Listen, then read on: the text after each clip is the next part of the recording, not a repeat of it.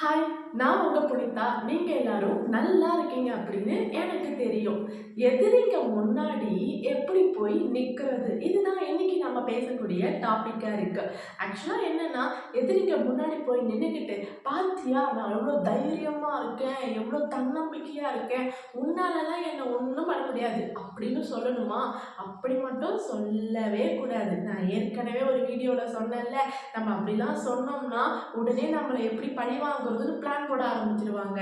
ஆக்சுவலா என்ன பண்ணணும் அப்படின்னா, எதிரிங்க அவங்க முன்னாடி நம்ம நிக்கணும் அப்படின்னா, நம்மளோட திறமைய வளர்த்துக்கிட்டு, தன்னம்பிக்கையாவும், தைரியமாவும் நம்மளோட வாழ்க்கைய வாழணும்.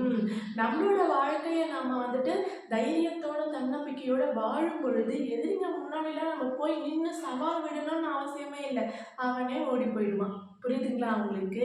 அப்போ உங்களுக்கு இருக்க வேண்டிய 2 முக்கியமான ஆயுதம் எது அப்படின்னு பார்த்தீங்கன்னா, தைரியமும், தன்னம்பிக்கையும் மட்டும்தான். இந்த 2 ஆயுதமும் உங்ககிட்ட இருந்தது அப்படின்னா, நீங்களும் எதிரி முன்னாடி போய் நிக்க வேண்டாம்.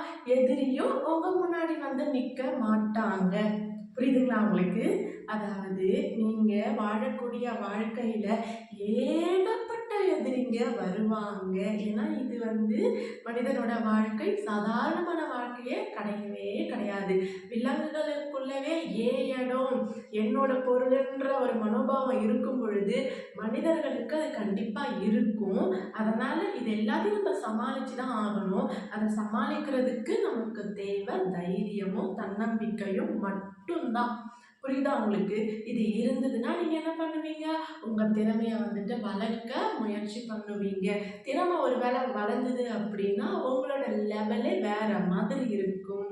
நீங்க சொல்லுங்க இப்போ, உங்க எதிரிங்க முன்னாடி நீங்க போய் நிக்கணும் அப்படின்னா, நீங்க உங்க வாழ்க்கைய தன்னம்பிக்கையோட, தைரியத்தோடயும் வாழணும் அப்படின்னு அர்த்தம். சரிங்களா? இப்போ ஒரு சின்ன எக்ஸாம்பிள் நான் சொல்றேன். இப்ப நம்ம ஒரு விஷயத்துல வந்துட்டு தோத்து போயிட்டோம்னு வச்சுக்கோங்களேன். அத பார்த்து 4 பேரு சிரிக்கிறாங்க அப்படின்னா, நம்ம என்ன பண்ணுவோம்? உடைஞ்சு போயிடுவோம். அதுக்கப்புறமா அத செய்ய தயங்குவோம்.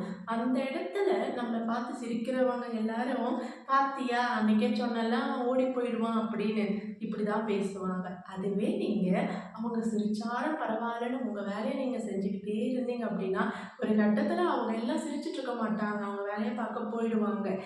நான் ஏற்கனவே சொல்லியிருக்கேன். எந்த சூழ்நிலையும் நிரந்தரம் கிடையாது. அதனால எல்லா சூழ்நிலையிலயும் உங்களோட தன்னம்பிக்கையும், தைரியத்தையும் மட்டும் விட்டுறவே விட்டுறாதீங்க. இந்த ஒரு பதிவு உங்களுக்கு பிடிச்சிருக்கும்னு நினைக்கிறேன். பிடிச்சிருந்தா லைக் பண்ணுங்க. அண்ட் நம்ம வீடியோஸ் எப்படி இருக்கு கமெண்ட் பண்ணுங்க. முடிஞ்சா சப்ஸ்கிரைப் பண்ணுங்க. Thank you.